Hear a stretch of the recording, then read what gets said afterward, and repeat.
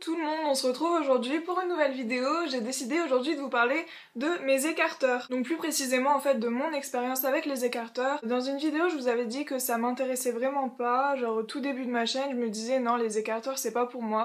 J'ai changé d'avis, voilà. Alors je suis aujourd'hui à 8 mm de la droite et à 6 mm de la gauche. J'ai commencé en juin, en 4 mois j'ai quand même pris 8 mm. Je vous conseillerais de pas le faire trop vite pour celles qui aimeraient stretcher parce qu'apparemment quand on va trop vite en fait après on a vraiment le trou qui ressemble à un anus en fait, autant dire les choses. Voilà, il est vraiment très moche, ça a pas le temps de bien cicatriser donc je vous conseillerais de pas faire comme moi et la base ce serait de faire 1 mm pour un mois. Ça serait vraiment idéal.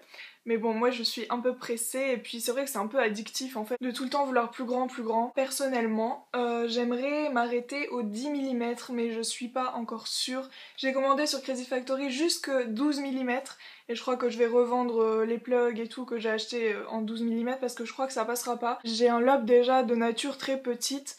Et donc en fait j'ai l'impression qu'il me reste pas beaucoup de lobes, donc s'il y en a qui s'y connaissent, pourquoi pas me donner des avis, tout ça.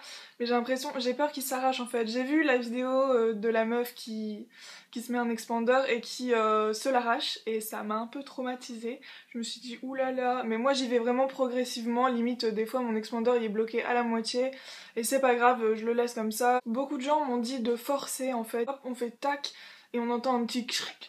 Mais ouais, non, moi non, ça me dit rien. Déjà que j'ai mal en appuyant un petit peu, donc je laisse les joints, par exemple, à la moitié, et puis je m'amuse avec, tout ça, mais je veux pas forcer. Après, je sais pas si c'est un bon conseil ou pas, mais forcer comme ça, ouais, non. Pour s'aider à passer un écarteur, si vous commencez, vous débutez et que vous savez pas encore comment faire, le mieux c'est de prendre soit de la crème hydratante, soit du lubrifiant, soit de vraiment n'importe quoi, mais tout ce qui peut faire en fait glisser l'expander le mieux possible. L'idéal ce serait de prendre une douche chaude avant et de masser son oreille comme ça pour détendre un peu la peau. Donc ne vous inquiétez pas si y a... Je dirais pas de la lymphe, c'est pas de la lymphe comme avec le septum, c'est plutôt un peu du pus en fait. Comme quand on se fait un piercing, il faut nettoyer, le temps que ça cicatrise, tout ça, et après vous n'aurez plus rien.